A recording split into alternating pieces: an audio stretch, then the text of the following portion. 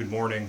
We're here this morning to provide an update on the shooting incident that took place yesterday in the lobby of New Hampshire Hospital in Concord. I want to start by extending my heartfelt condolences to the family of our victim, Bradley Haas of Franklin, New Hampshire. Mr. Haas was a Department of Safety security officer. He was shot in the line of duty while working security at the hospital's front lobby entrance around 3:30 p.m. Bradley Haas served for 28 years at the Franklin Police Department, started as a patrol officer, and rose to the rank of Chief of Police. He is also a U.S. Army veteran, served for 3 years in the United States Army. Chief Haas was already a hero when he walked into work yesterday, given his service to our country, to our state, and to his community. But he will now be remembered forever as a man who died protecting patients, staff, and visitors at New Hampshire Hospital. So we cannot say enough how grateful we are to him for his service, and words cannot express the condolences that we would like to send to his family, friends, and loved ones. I also want to say a word about the trooper who was on scene at New Hampshire Hospital yesterday. We are going to follow our typical protocol, and we will not be releasing the trooper's name until we've conducted a formal interview. But all indications are that the actions of this trooper saved a lot of lives, and that this trooper's actions were heroic. So I just wanted to make sure we say that today about the trooper who was on scene at New Hampshire Hospital. Investigators have worked hard through the night, and we can now identify the shooter as John Midori. John Midori was 33 years old at the time of the shooting, and he was most recently transient. So he had recently stayed at a hotel in the Seacoast area. We also know that he had spent some time living in the Concord metro area. Beyond that, we're still gathering facts and information, and we will work to gather additional information about Mr. Midori and why he did this and what led up to this tragic incident yesterday. The autopsies for the shooter and the victim are being conducted today by the Office of the Chief Medical Examiner, and we will release the results of that autopsy, or those autopsies, as soon as we have them. I want to express my immense gratitude on behalf of the entire law enforcement community to all of our law enforcement partners and first responders who assisted at the scene yesterday. Those include, of course, the New Hampshire State Police, the Concord Police Department, the Concord Fire Department, the Merrimack County Sheriff's Office, State Office Complex Police, and our federal partners, including the FBI, the Bureau of Alcohol, Tobacco, and Firearms, and ICE. At this point, there is still a lot of investigative work to do. We are shifting now into a homicide investigation, and so we would ask anyone who has any information about Mr. Midori or the incident yesterday to please call the State Police Major Crime Unit. The number is 603-MCUTIPS or 603-628-8477. Again, just want to express my heartfelt condolences to the family of Chief Bradley Haas. He is truly a law enforcement hero, and we will never forget what he did to protect our state and his community throughout his career, and protect the staff and residents and employees at New Hampshire Hospital yesterday, dying in the line of duty, giving of himself to protect all of us. With that, I'm going to turn it over to Colonel Mark Hall for some additional updates.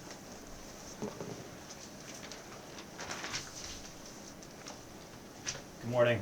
My name is Colonel Mark Hall, Director of the New Hampshire State Police. First, on behalf of the men and women of the State Police, I want to extend sincerest condolences to the family, friends, and loved ones of Mr. Haas.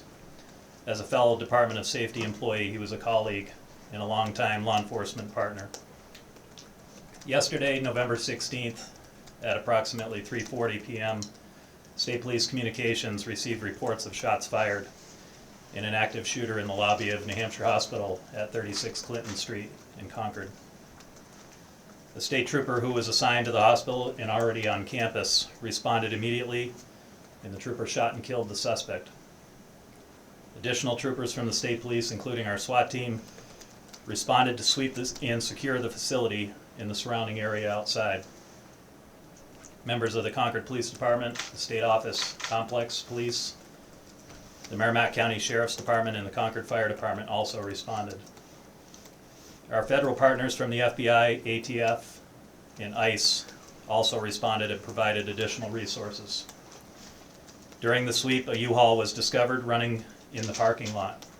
That vehicle initially appeared suspicious, and the State Police Bomb Squad was requested to inspect it. After approach, the U-Haul, using a robot, the State Police Bomb Squad investigators determined the vehicle did not pose a public safety threat. However, located within the U-Haul were several items of concern, including an AR-style rifle, a tactical vest, and several magazines of ammunition.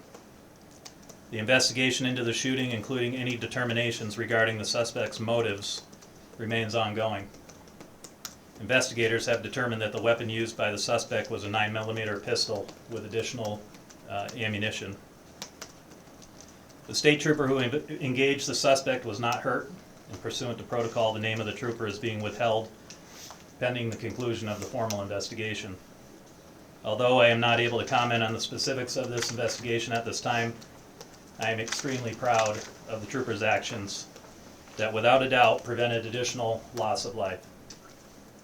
The State Police is thankful to all the agencies that have offered assistance throughout this incident, and we continue to support our colleagues' family, fellow employees at the New Hampshire Hospital as they try to cope with this situation.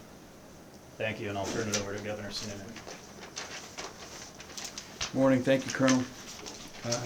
Attorney General Formello.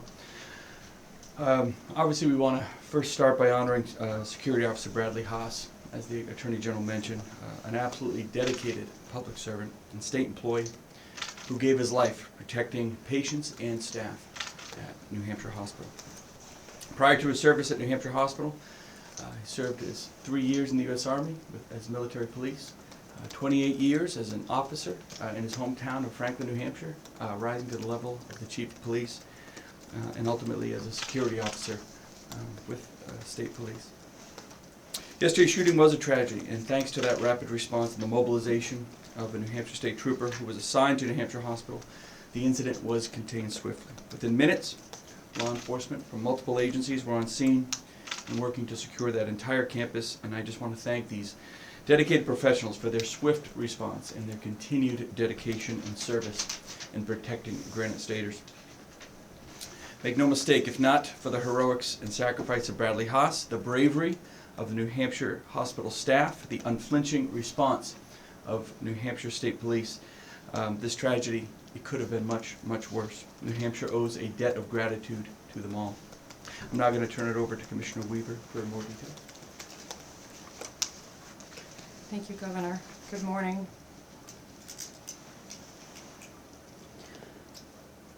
Our hospital experienced an unthinkable tragedy yesterday. An armed individual tried to enter our facility, and a beloved state employee lost his life protecting our patients and staff. We mourn the loss of Bradley Haas, a security officer dedicated to New Hampshire Hospital's mission of helping people. We extend our deepest sympathies to his loved ones. Our hearts are heavy with shock, grief, and sadness. As we mourn and process what has occurred, we also want to express our deep gratitude for the big and small acts of heroism that transpired over the past day. This includes quick and decisive response by our New Hampshire State Police colleagues, the Concord Police Department, and all other local emergency responders. I'd also like to take a moment to thank volunteers from the Department of Health and Human Services and Homeland Security Management who remained on campus to deliver meals to our staff and residents last night. Your support of our patients and staff in New Hampshire Hospital has provided comfort and solace. It also includes all the people I am proud to call colleagues who are carrying on to keep the hospital running. Our New Hampshire Hospital staff have not wavered for one moment. They have demonstrated courage and skill as the incident unfolded, following the protocols for an emergency of this type. They have delivered skilled and compassionate care without interruption. This has been a traumatic incident for the hospital, our law enforcement, our first responder colleagues, our department, and our wider community. We are providing numerous mental health resources to our teams as they try to process and heal from this difficult event. We have also set up a call center for the patient's family and staff. The number is 603-271-3004, 271-3004. And I'd also want to remind the public that any person experiencing emotional distress can get help and resources by dialing 988. We will carry on. Most aspects of hospital operations are normal. However, this event has disrupted our visitation abilities, and we are actively working to reestablish our visitor entrance. Patients are actively communicating with their families via telephone, and we are hopeful that the visitation will resume soon, as we know family members and patients are eager to visit with their loved ones. As the investigation remains active, we kindly ask members of the media to respect the privacy of our staff at New Hampshire Hospital as they come to and from work. As I walked through the hospital last night talking with staff, I was struck by how calm the environment was and how strong staff appeared despite the horrific event that had occurred just hours earlier. I have no doubt that the New Hampshire Hospital's team's steadfast commitment to their patients contributed to keeping those in our care safe both during and after the event. We are reminded today of what an extraordinary team they are. Thank you.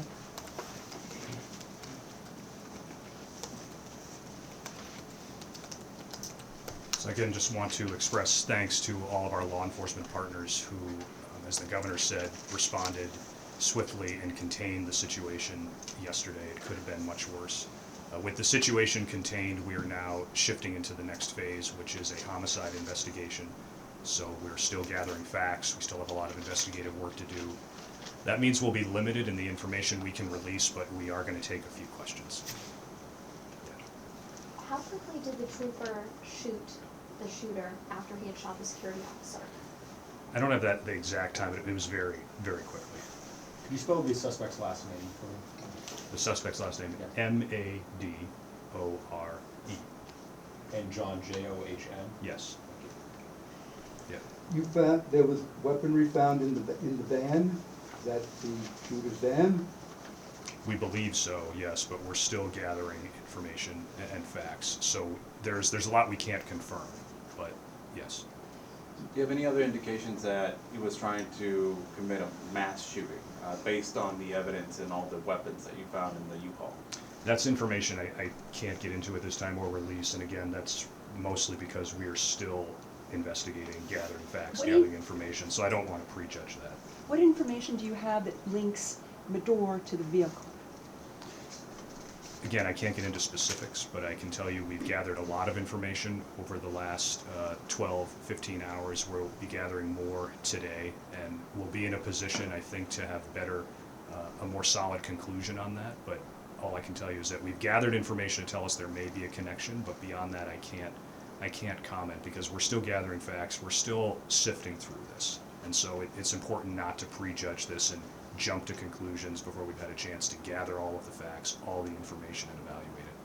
Do you know anything about the whereabouts of the suspect in the hours heading to the shooting?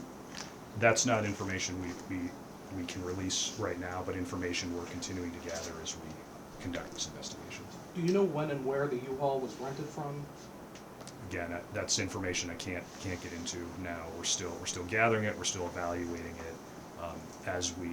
As the investigation goes forward, we'll develop more solid information. Is he a on New questions like Hampshire native resident, anything like that you know of? Like I said, he was transient, so he'd certainly spent most of his time recently in New Hampshire, had lived on the seacoast for a time, had recently lived in the Concord metro area, but beyond that, we're still looking to track that information down. Did he and I have can't any get into connection to the specifics. hospital or the security guard? Again, that's information I can't release at this time. We're still, again, gathering it, evaluating it, and as we conduct the investigation. Was the security guard Mr. Haas armed? No. Is there a reason for that? It wouldn't be typical for that position to be armed, working with security in the front lobby. As a former police chief, would it be typical for him to be armed? Not as part of this role that he was fulfilling at New Hampshire Hospital. Could you elaborate a little more on that role, exactly what were his duties, and at what time did he actually begin that role after being a police chief? So he has been in that position since 2019. I can't get into right now the specifics of exactly what his role entailed, but he's been in the position since 2019, and we're still looking to gather, like I said, the facts and circumstances about about what he was doing that day, the timeline that led up to this, all of the information surrounding the The incident. state trooper was, I'm sorry, go ahead. Yeah. Have you been treated at the hospital before? Midori? Midori, again, that's information I can't get into right now. We're still gathering that, and we're still evaluating that. Were Where there any, was the state trooper positioned at the time? And he was also part of the security detail there, the two people who were part of that? So how close was he in terms of the lobby? Where was he positioned over his role? Well, he engaged right away, so he was certainly, from a physical space perspective, right near the incident. He had just begun his shift. were there any other people in the lobby or any witnesses to the shooting? There were several other people in the lobby. Do you know how many times Midori fired the 9mm?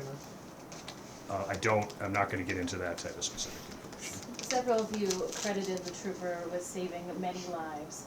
What are the indications that Mr. Midori was trying to do? Was he trying to get into the hospital? What would have happened if that trooper was not there?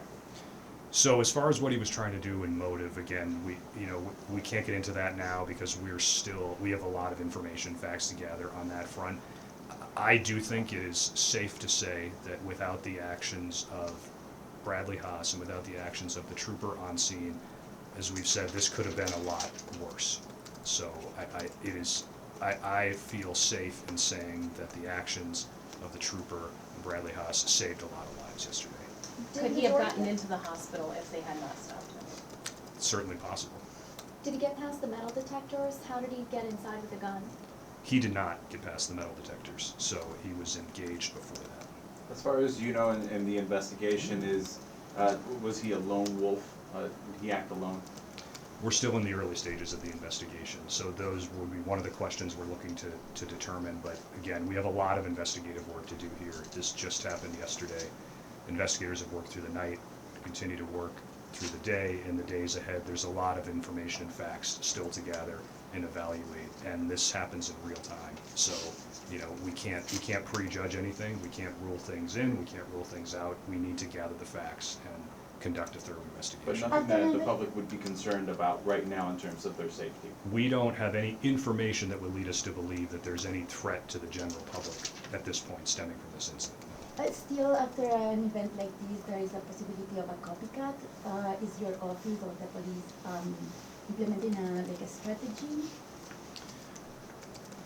I mean, law enforcement is always on alert and always prepared to address incidents like this. But yes, at a moment where you have an event like this, we are cognizant of the fact that we need to be on even higher alert for any type of copycat incident. But we don't have any information that would lead us to believe anything like that is going to happen. But I think it's important to make clear that law enforcement is always prepared to respond to an incident like this. In this case, this situation was tragic, but there was an armed law enforcement officer at the scene prepared to respond immediately. And as we've said, that response saved a lot of lives. What was Miss? Go ahead. How many staff and patients were inside the hospital at the time, and specifically inside the lobby at that time? So there were several inside the lobby. I don't have exact numbers on how many individuals were inside the hospital. What was Mr. Haas able to do to help before he was shot? Was he able to alert others, try to stop Mr. Midori? How did that play out? So I'm not going to get into those specifics. We're still, reviewing video footage, still trying to determine exactly what happened. But I think it's safe to say that the presence of a security officer almost always will slow down any intruder, even if it's just because that person is present. So Mr. Haas died protecting the patients and staff and visitors at New Hampshire Hospital, and there's no question in my mind that we were fortunate that he was there. Were patients or visitors in the lobby? There are several individuals. I can't get into whether they were patients or visitors. We still have a lot of work to do to interview witnesses, whoever was present, and so I can't tell you at this point exactly who those individuals Just a quick follow-up, the state trooper, that's his role, his full-time position, is he protecting the hospital? That's what he does? That is a regular assignment for him, yes. You mentioned video. Is there surveillance video of the incident? There is footage of the incident, which we still have to review and look at and evaluate as part of the investigation, but yes, we do have video footage. So this is common practice. Can you explain the assignment of troopers at hospitals, is this across the state? Just kind of give us an idea of, you know, what this role is and how common or uncommon it is. So I can't get into sort of how common it is, but it was like New Hampshire Hospital is a secure facility, so this was a normal procedure to have a trooper assigned there. That's a regular occurrence. Are you commenting in shooting last night in Manchester? I think the press release said it might be an accident also, but the person died on the Elliott Hospital.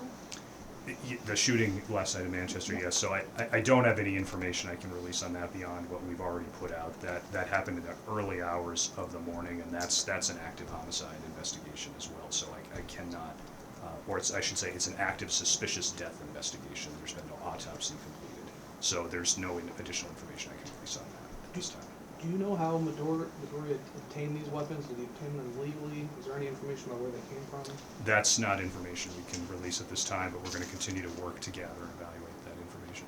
And for the hospital, did they alert staff when this happened? When did that go out? What was the communication there for the hospital to employees? So I can't get into the exact time of communication to staff and employees, but I can tell you that not only did law enforcement respond quickly, we were in immediate communication with Health and Human Services, with the Department of Safety, and there was quick communication. There were actions taken to keep people safe, and I think that is borne out in the fact that this situation was contained very quickly. Was the suspect known to police? Can you tell us anything more other than that he was here in this area, other than he's 33 and he's been moving around? Again, it's just not information I can comment on because we've just identified him. So we have a lot of work to do to really figure out who this man was, why he might have did what he did, what led up to this. Was there a door where it needed somebody would be needed to be buzzed in, that he would have actually gone through to get into the other patients? A door where you get buzzed in to get in to the main area. Is that part of the formula here? So I'm not going to get into the exact layout of the facility. I mean, it's a secure facility. So obviously there was security present at the front lobby. There was a trooper on site. So it's a secure facility. Yes, he would have had to get through a metal detector. He would have had to get through other obstacles to get into the facility, but he was engaged right away and stopped in the lobby. Are you collaborating with any police departments in the New England area? We, at present, we're engaged with our state partners here, so state police, federal partners, so like I said, the FBI, ATF, ICE, Concord Police Department has been assisting, the Merrimack County Sheriff's Department has been assisting. Whether we need to work with law enforcement partners in the region will depend on where this investigation takes us. So we certainly will if we need to, and we have great relationships with our law enforcement partners throughout the region. Do you know when he was in the, you said previously he was in the Concord area, exactly when or how long he'd been in the Seacoast?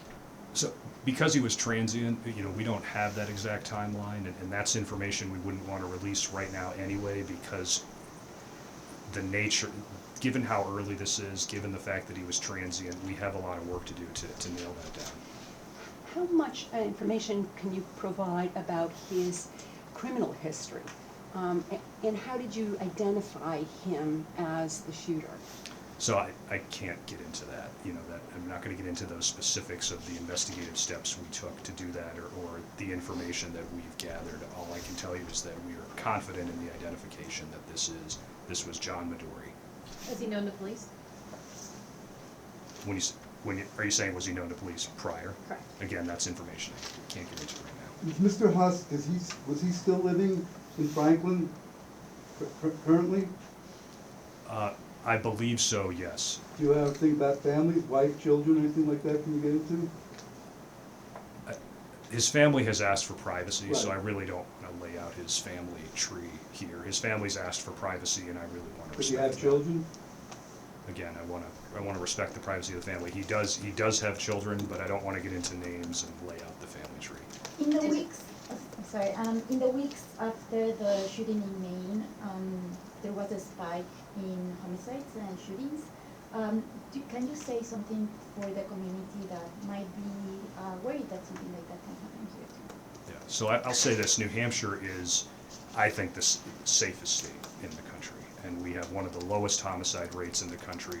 We have one of the highest solve rates for homicides in the country. So I certainly understand that in the wake of Lewiston, in the wake of the shooting yesterday, there may be concern in the community. But I can tell you, we have the best law enforcement in the country. It's a very integrated law enforcement. Every law enforcement officer goes to the same police academy. We work very closely with county attorneys, with all of our state and local law enforcement. We're in communication with them regularly, and this state is safe. It's the safest state in the country, again, one of the lowest homicide rates. So while I understand that there might be concern in the community, like I said earlier, we don't have any reason to think that there's a threat to the general public stemming from this incident, but that doesn't mean we're going to let our guard down or be complacent. We're going to investigate this thoroughly, and we will do what we always do in the law enforcement community, and that is be proactive and stay on alert to protect the state. Did Midori have any connection to the hospital? Again, I can't get into that. Is there a reason to believe at this point that security needs to be stepped up at other hospitals in New Hampshire? Is that something that's happening? So I'll say New Hampshire Hospital is unique in that it's a secure facility. We don't have any reason to think that there's a heightened level of threat at other hospitals in the state. But as far as, again, any other information related to the incident remains under investigation. We still have investigative work to do. Was it a full hospital? Can you give me the census on that, or Lori? I don't have the exact census, so don't have that information for you. Just an idea, and I don't know if the commissioner can talk more about the hospital and the facilities, following up on that question. Is it a 185 bed hospital? How many entrances? Just to kind of get an idea of what the facility actually looks like and the vulnerabilities of the building. So, not to speak for the commissioner, but I don't, we're not going to get into information to lay out, you know, a blueprint or plans of the facility and vulnerabilities. What I can say is this: we're going to take what we've learned. This is a tragic incident, right? One incident like this is too many, and we're all going to work very hard to think about whether there's anything additional we need to do to make sure something like this doesn't happen again. But at this point, it is very early on in evaluating exactly what happened here. But I don't think we should be getting into a layout of the facility. I don't think that's in the interest of public safety. All right. Thank you. Thank you all.